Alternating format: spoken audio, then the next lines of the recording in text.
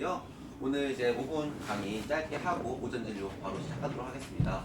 오늘 강의 주제는 이제 비염에 대해서 말씀드릴 겁니다.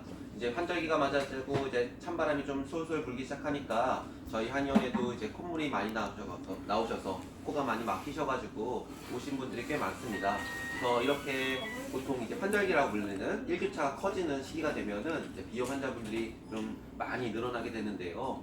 이제 비염은 이제 지금 나이대를 불문하고 굉장히 좀 많은 숫자가 있으세요. 예, 그래서 어린 아이부터 나이 드신 분들까지 만성적으로 뭐 길게는 20년, 30년 동안 고생하시는 분도 많습니다. 그래서 오늘 이런 비염에 대해서 간단하게만 좀 말씀을 드리려고 합니다. 비염은 말 그대로 코에 생기는 염증입니다. 이제 비염이라는 병이 한 가지는 아니고 굉장히 여러 가지 종류의 병을 다 같이 비염이라고 얘기를 하는데요. 지금 저희 한의원에 오시는 분들 이제 대다수는 이제 만성비염이라고 하는 이제 오랫동안 지속이 돼서 그것 때문에 뭐 치료를 해도 반응이 잘 나타나지 않고 치료했을 때 일시적으로만 좀 호전되는 그런 증상을 가지신 분들이 주로 오시게 됐거든요. 그래서 비에 염증이 생기면은 비에 있는 점막, 코에 있는 점막들이 많이 부풀어 오르게 되고 그런 것들이 코에 충혈이 되면서 이제 콧물이 쏟아지게 되면 이제 비루 증상이라고 해서 콧물이 막 쉴 수 없이 쏟아지는 증상이 나타나기도 하고요. 자극을 받으면은 이제 재채기가 연거푸 나면서 정신을 차릴 수 없을 만큼 힘드신 분들도 계시고요. 가장 고통스러우신 분들은 이제 코가 막히신 분들이죠. 숨 자체를 쉬기가 좀 어려워서 밤에 잘 때도 몇 번씩 깨어나시고 그다음에 자꾸 이제 입으로 숨을 쉬게 되면서 입안도 건조해지면서 추가적으로 2차적으로 여러 가지 증상들도 좀 나타나시는 분들도 있거든요. 비염의 증상은 지금 말씀드린 이제 세 가지가 가장 좀 대표적인 증상입니다. 뭐 심해지면은 두통이 생기다거나 뭐 아토피 피부염 같이 여러 가지 다른 질환으로 좀 발전될 수 있지만 일단 비염 자체로는 이렇게 세 가지 종류가 있고요. 이런 거의 원인은 대부분은 이제 알레르기성 비염이라고 하는 것들이죠. 혈관 확장성 충혈성 비염이 있고요. 활동성 비염이 있고 그 다음에 구조적으로 비중격 자체가 틀어져서 생기는 비염들도 있습니다. 비중격 자체가 틀어진 경우에는 비도 코로 공기가 넘어가잖아요. 그 구멍 자체가 좀 좁아지면서 어쩔 수 없이 비염이 생기는 그런 경우도 있는데요. 그런 분들은 이제 구조적으로 어떤 시술을 받거나 수술을 받으셔서 좀 바로 잡아주게 되면은 금방 좀 회복이 됩니다. 하지만 혈관 확장성, 혈관 운동성 비염이라든지 알레르기스 비염 같은 경우에는 대부분의 양방 치료가 일시적으로 증상을 완화시키는 데 목적이 있지 증상 자체를 개선시킬 수 있는 그런 어떤 특별한 방법은 없습니다. 수술을 말씀하시는 분도 계시는데요. 수술이라고 하는 게 뭐 그게 아니라 점막 자체를 레이저로 한번 지지는 겁니다.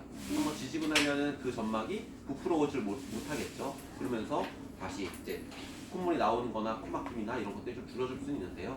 그렇게 지져놓는다고 하더라도 나중에 또 그게 좀 회복이 되고 나면은 다시 또 비염 증상이 나타나는 분들도 대다수 있기 때문에 일단은 근본적인 원인을 좀 치료하는 게 좋습니다. 한방에서는 이제 폐와 신장의 기운이 좀 부족해서 비염이 좀 생긴다고 보고 있습니다. 폐로 그 차가운 기운이 한기라고 하죠. 한사가 많이 침범하게 되면은 코 쪽으로 이제 충혈이 되기 시작하면서 콧물이 좀 쏟아지게 되는데요.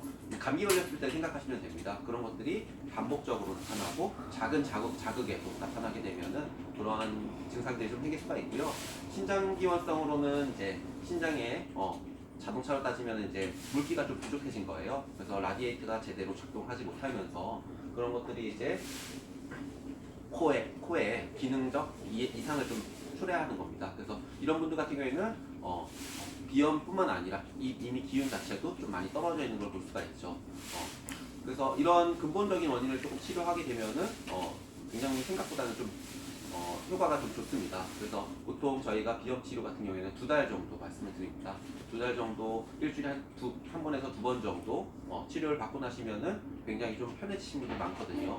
물론 알레르기성 비염 같이 이제 조금 더 길게 보셔야 되는 경우도 있어요. 알레르기성 비염 같은 경우에는 알레르기성 인자가 많이 나타나는 봄, 가을로 다시 재발하기 때문에 그런 것들을 좀 제어하기 위해서는 1년에 3월, 9월 이렇게 2차례 반복을 2번 정도, 2년 정도 하고 나시면은 그 다음부터는 그렇게 다시 알레르기성 비염이 생기는 것들을 좀 막아볼 수가 있습니다. 콧물 감기하고 비염의 차이가 뭐예요? 콧물 감기는 이제 바이러스성이죠. 바이러스성으로 나타나는 거고요.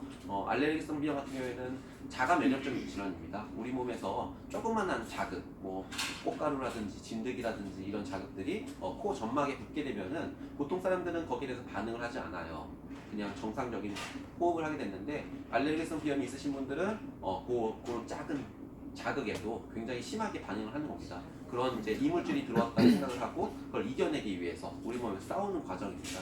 아까 원장님 말씀하셨는데 콧물 감기 걸렸을 때도 그런 증상이 비슷하게 나타나요. 그러니까 처음에 말씀드렸던 한사로 인한 증상 같은 경우에는 콧물 감기랑 비슷한 증상으로 나타난다는 얘기를 하고요.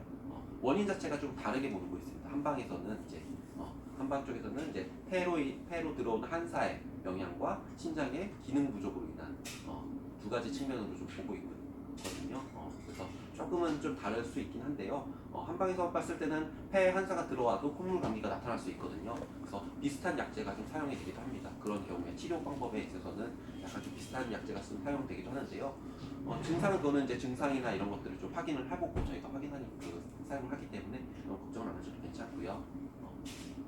그래서 그렇게 자그마한 자극에도 자꾸 반응을 하게 되는 알레르기성 비염 같은 경우에는 코에 자극 자체를 조금 줄여주는 치료가 같이 필요하게 됩니다. 타의 감장요법이라고 하는데요.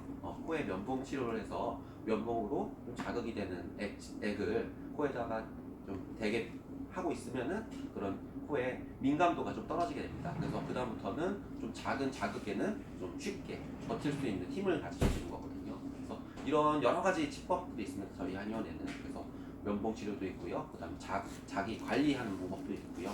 그다음에 탄약 치료 있고 연고 치료도 있고요. 레이저 치료도 있고 코침이라고 하는 코에서 피를 내는 그런 치료도 코에 충혈된 그 열을 좀 내려줄 수 있기 때문에 생각보다 굉장히 좋은 효과가 있습니다.